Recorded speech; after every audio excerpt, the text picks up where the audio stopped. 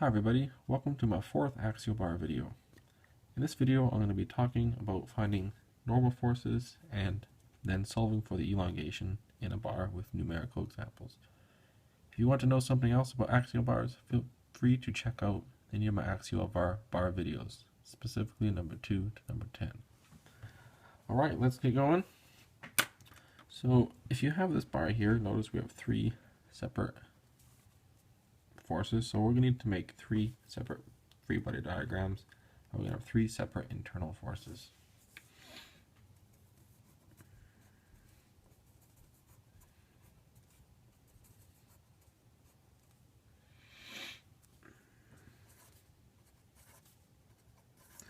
Alright, there we go.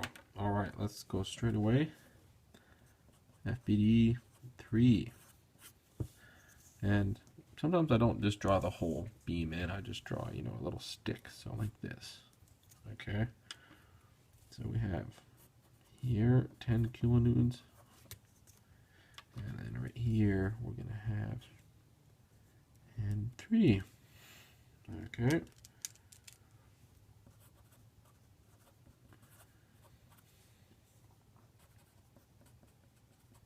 Sum of the forces, and 3 equals 10 kilonewtons. Alright, there we go. This is a nice handy way to reference it, so when you're going down later you can just run your thumb. Oh, there's N3 nicely in a box. Alright, RBD diagram 2. This one's a little different, a little bit longer, different forces on it too. So we have 10 here. Alright, and oh, we have 12 somewhere here too pulling away. Alright, can handle that. 12 kilonewtons. And N2. So,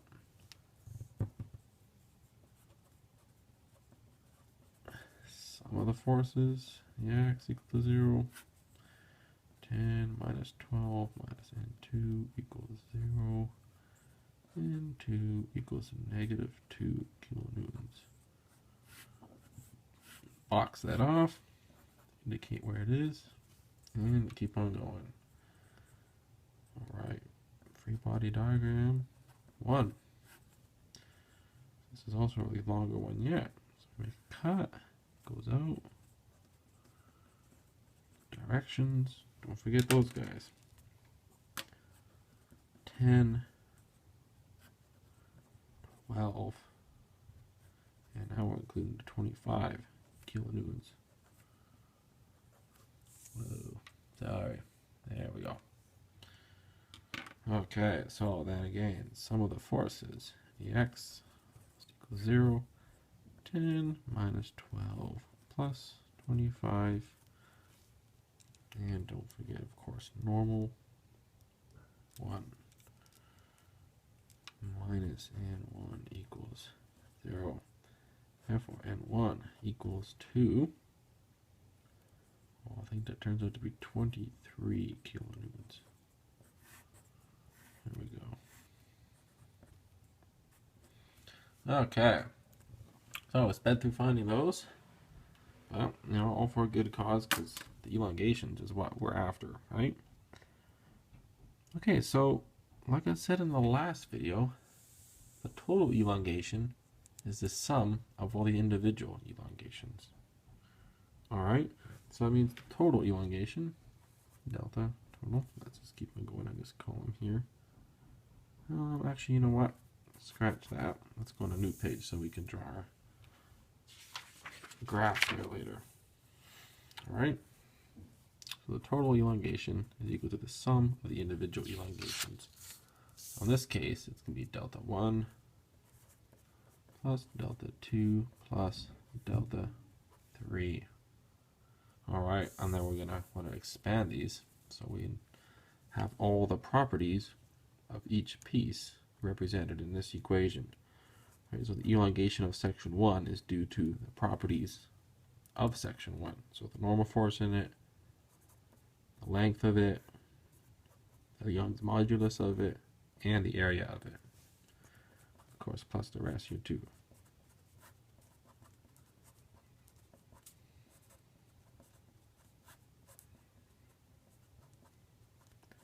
right, there we go.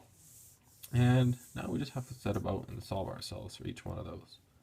So we're told that the area is a constant 0.5 meters, and it's steel with a Young's modulus of 200 GPa. And we know that it's constant for everyone, so really, I didn't need to write these subtitles, subscripts here.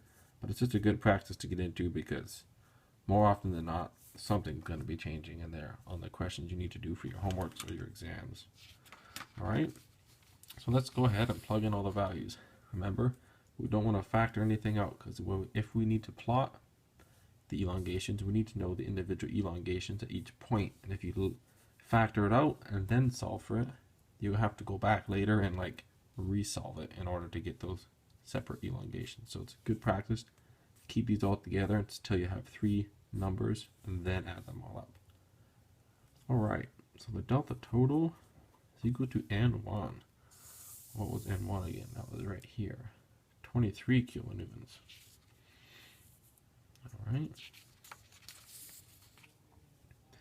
And we want to write it back in its Newton form so that we get everything, nicely. Like I was saying previously in another video, you want to make sure that when you solve, you put all your variables back into the fundamental units, so just pure meters, pure newtons, none of the kilonewton, meganewton, and millimeters or micrometers or whatever you're doing. You put it all in terms of the fundamental units. So when you solve it, you just get meters, and then of course you can convert that back into millimeters if you want. Alright, so N1, L1, what's the length of the first piece? Well, that's only 0.5 meters here, right? Over E of the first piece, well, that's 200 GPa, 200 times 10 to the 9 times the area of the first piece, well, that's 0.5, right? Plus N2. Boom, there's N2, negative 2 kilonewtons. Negative. No worries, just plug it in. Times the length of that piece. There you go, that's 1.5. Over EA, it's the same as this one. Times 0.5 area plus the elongation of the last piece. N3. What was N3 again? All the way here, 23 kilonewtons. Times the length of that piece. Let's take a look here. Oh, it looks to be 0.5 again. Over the same deal down here. Alright.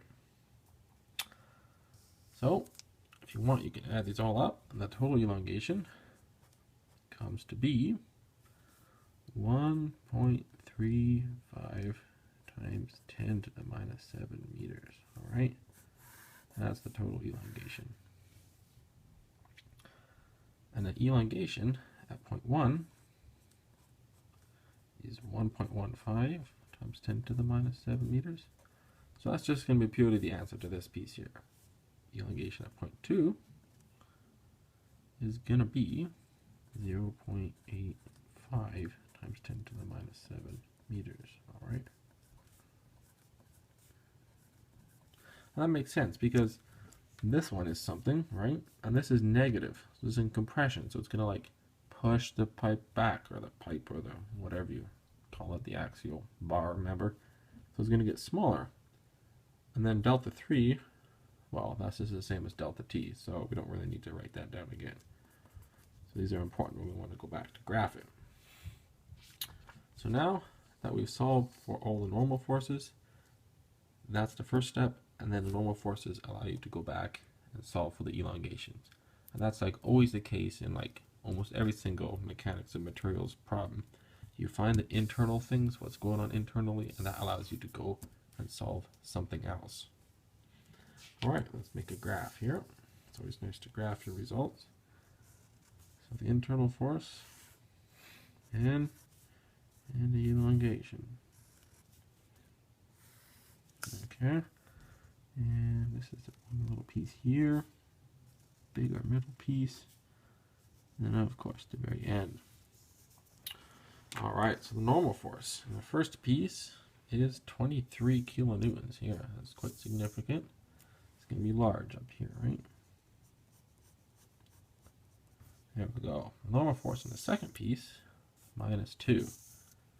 It's going to be like right here. You can hardly see it. Alright, so 23 kilonewtons -2 kilonewtons. And then in the third piece, boom, right there, 10 kilonewtons. So, somewhere here.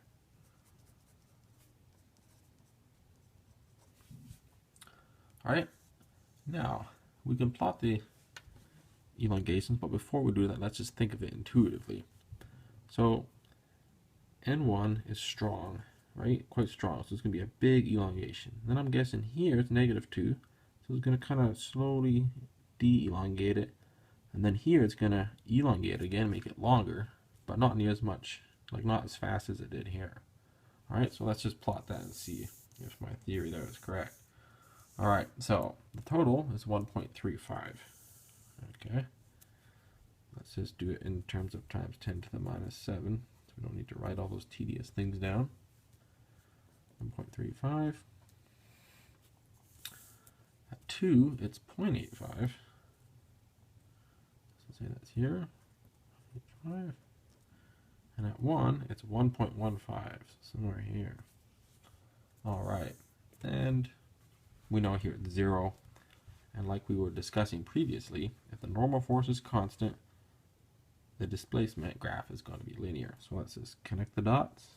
1, 2, 3. And just like I was predicting, big slope, slight negative slope, positive slope less than this. And you might want to note that this here looks like this integrated. Alright, we'll come back to that later. I know I've been saying that a lot. Okay, quick to review here. So we had an axial bar situation, 3 applied forces, a given area, a given E. And we went ahead and made 3 cuts because there were 3 applied forces, 3 changes in the external conditions. We went and made free body diagrams, detailed them all out nice. Found the internal reaction to each one. Then we went and found the elongation, which is the sum of the individual elongations. We wrote it out simply, wrote it out with all the individual terms expressing each of the properties of the individual piece, plugged in all the numbers, kept them separate. We didn't factor these out. The only reason we did that is so we could solve for these 2 values easily. Found all the total elongations and then plotted them. And that's it. So that's how you solve an axial bar problem. You might get a more complicated example, but you just got to use the same process and you'll get the right answer every time. We'll see you in the next video. Thanks so much.